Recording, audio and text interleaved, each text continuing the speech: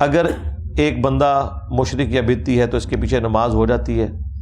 حدیث یا قرآن کی روح سے وضاحت کریں. بھئی آپ کی مرضی، آپ نے پڑھنی ہے تو پڑھیں، نہیں پڑھنی نہ پڑھیں، ہم نے آپ کو کبھی روکا ہے؟ ہمارا موقف یہ ہے کہ جب تک آپ اسے کافر نہیں کہتے اس کے پیچھے نماز درست ہے. اس کی دلیل کیا ہے؟ تو میں نے یہ، چونکہ سوال آلموسٹ ہر پبلک سیشن میں آتا ہے، تو شرک والے امام کے پیچھے نماز پڑھنا، وہ آپ میری ویڈیو دیکھ لیں. وہابی کہتے ہیں کہ بریلوی مشرک ہیں، ان کے پیچھے نماز نہیں ہوتی. بریلوی کہتے ہیں وہابی گستاخ رسول ہے، ان کے پیچھے نماز نہیں ہوتی. ہم کہتے ہیں تم دونوں ٹھیک کہہ رہے ہو، ایسا ہی ہوگا، لیکن یہ ہے مسلمان ہے. جڑیں بڑھو پہلے انہوں نے کافر کا وہ اعلانیہ آ کے، ٹھیک ہے فتووں میں تو انہوں نے کہا ہوا ہے بالکل، لیکن اعلانیہ کبھی ایک دوسرے کو کافر نہیں کہتے. نہ کسی مسجد میں لکھا ہوتا ہے کہ یہاں صرف بریلوی مسلمان آ سکتے ہیں اور دیوبندی کافروں کا اور وابی کافروں کا آنا منع ہے، یہ نہیں لکھا ہوتا. تو نماز سب کے پیچھے درست ہے. دلیل کے لیے وہ ویڈیو دیکھیں، شرک والے امام کے پیچھے نماز پڑھنا.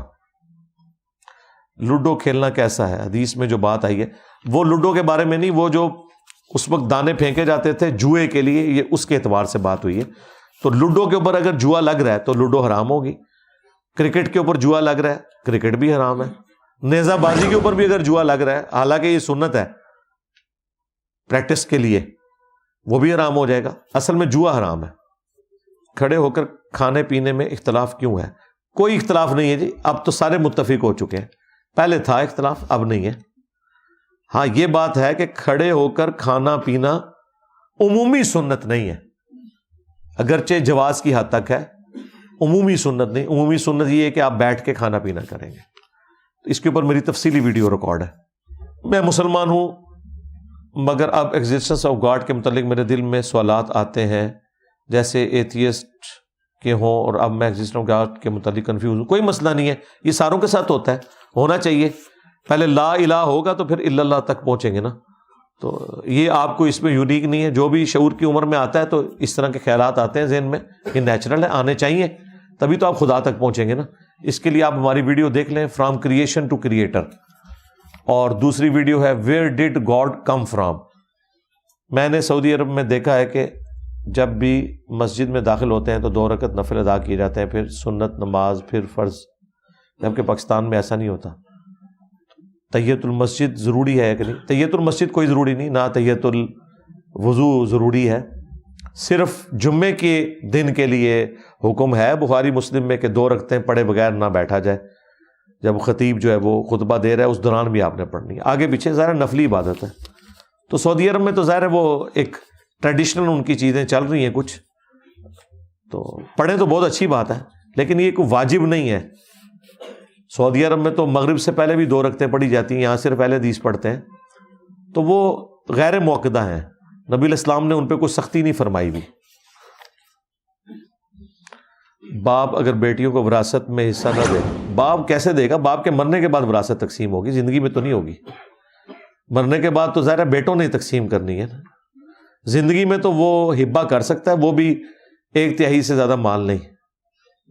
جی بھائیوں کا حق ہے، بالکل بھائیوں کا حق ہے، کیونکہ بھائیوں کو اپنے ماں باپ کو جہنم میں جانے سے بچانا چاہیے.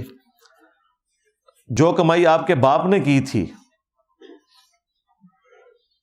اسی کمائی میں سے اپنے باپ کو جہنم میں جانے سے بچانے کے لیے آپ ایفرٹ پٹ نہیں کریں گے. لیکن وہ پیسے کی محبت ایسی بری چیز ہے کہ وہ نہیں دیتے بہنوں کو. ان سے پوچھو بھی تم نے تو نہیں کمایا نا، تمہارے باپ نے کمایا تھا نا. یاد ہو نا کہ تمہیں اپنی طرف سے بہنوں کو دینا پڑ رہا ہے، پھر تو سمجھ آتی ہے. اپنے باپ کی کمائی کو اسے جہنم میں جانے سے بچانے کے لیے اپنی بہنوں کو نہیں دے سکتے، دوسروں کو نہیں دلوا رہے، تمہاری بہنوں کو دلوا رہے ہیں. اگر میں آخری رکعت میں امام کے پیچھے شامل ہوا ہوں تو جب میں سلام پھیر کے کھڑا ہوں گا تو کیا وہ میری پہلی رکعت ہوگی؟ اس میں ثنا پڑھنی؟ ثنا نہیں ہوگی، ثنا تو ہے دعائے استفتاح. پہلی رکعت آپ کی وہ ہے جو آپ نے امام کے ساتھ پڑھ لی ہے. اب یہ آپ کی یا دوسری ہوگی یا تیسری ہوگی، وہ تو ڈپینڈ کرتا ہے آپ کس رکعت. تو ثنا وغیرہ نہیں پڑھنی، فاتحہ اور سورت پڑھیں گے. ثنا کا مطلب ہے جب نماز سٹارٹ کیا جائے تو اس کو کہتے ہیں دعائے استفتاح، نماز کو کھولنے والی.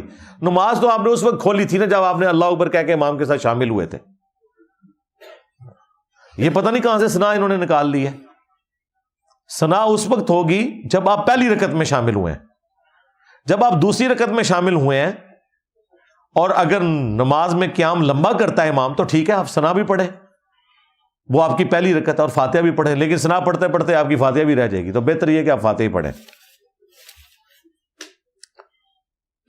سر کے بال زیادہ سے زیادہ کتنے لمبے رکھ سکتے ہیں؟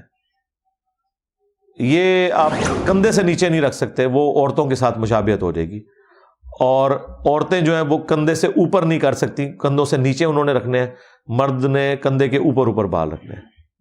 ان کو سنبھالنے کا طریقہ کیا ہے؟ انہیں یہ بھی دسنا ہے میں جی شیمپو کا نام دسا؟ سنبھالنے کا طریقہ یہ ہے کہ آپ ریگولرلی غسل کا اہتمام کریں۔ باقی یہ بال لمبے رکھنا کوئی فرض اور واجب نہیں ہے، مولا علی نے تو سر پہ بال رکھے ہی نہیں ہے، ابو داؤد میں حدیث ہے آپ تو سر مڑا دیتے تھے، تو جس طریقے سے مرضی بال رکھیں کوئی مسئلہ نہیں ہے۔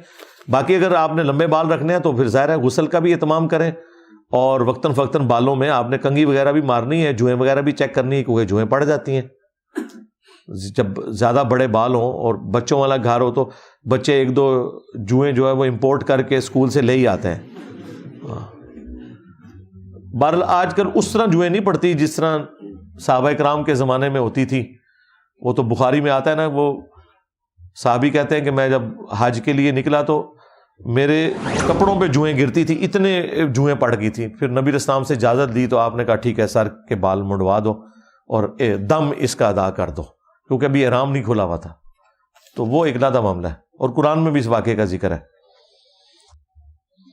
کائبر کی جگہ اسلامک بینک گولڈ ریٹ کے اوپر بینچ مارک بنا کر پروفٹ یا نہیں، وہ کیسے دے گا بھائی؟